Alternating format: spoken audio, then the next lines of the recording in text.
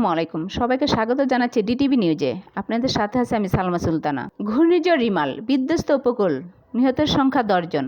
বঙ্গোপসাগরের সৃষ্ট প্রবল ঘূর্ণিঝড় রিমালের আঘাতে লণ্ডভণ্ড হয়ে গেছে দেশের উপকূলীয় অঞ্চল। 6 জেলায় অন্তত 10 জনের মৃত্যুর খবর পাওয়া গেছে। তাদের বেশিরভাগই মারা গেছেন গাছচাপায় ও দেয়াল ভেঙে পড়ে। ঝড়ো হাওয়ায় বিধ্বস্ত হয়েছে 1.5 লাখ ঘরবাড়ি। বাঁধ ভেঙে তলিয়ে গেছে গ্রামের পর গ্রাম, ভেসে গেছে মাছের ঘের।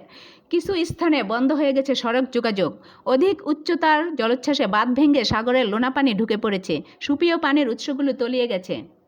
গতকাল সোমবার বিকেলে সচিবালয়ে এক সংবাদ সম্মেলনে দুর্যোগ ব্যবস্থাপনা ও ত্রাণ প্রতিমন্ত্রী মাহবুবুর রহমান জানান, ঘূর্ণিঝড় রিমালের আঘাতে খুলনা, সাতক্ষীরা, বরিশাল, পটুয়াখালী, ভোলা ও চট্টগ্রামে 10 জনের মৃত্যুর খবর পাওয়া গেছে।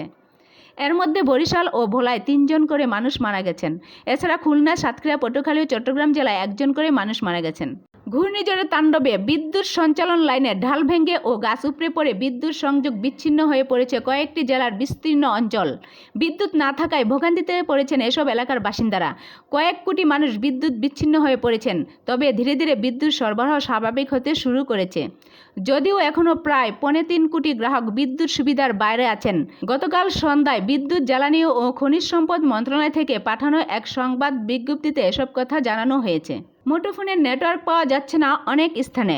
মোবাইল অপারেটরদের সংগঠন এমটপ জানিয়েছে, ঘূর্ণিঝড়ের কারণে 15,000 বেস ট্রান্সিভার স্টেশন বিটিএস, যা মোবাইল টাওয়ার নামে পরিচিত, গতকাল পর্যন্ত বন্ধ ছিল। এগুলো চালু করতে তারা কাজ করছেন।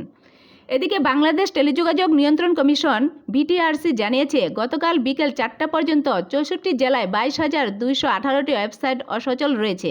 অর্থাৎ দেশের মোট সাইটের প্রায় 49%ই অসচল রয়েছে। এতক্ষণ ডিটিভি নিউজের সঙ্গে থাকার জন্য সবাইকে ধন্যবাদ।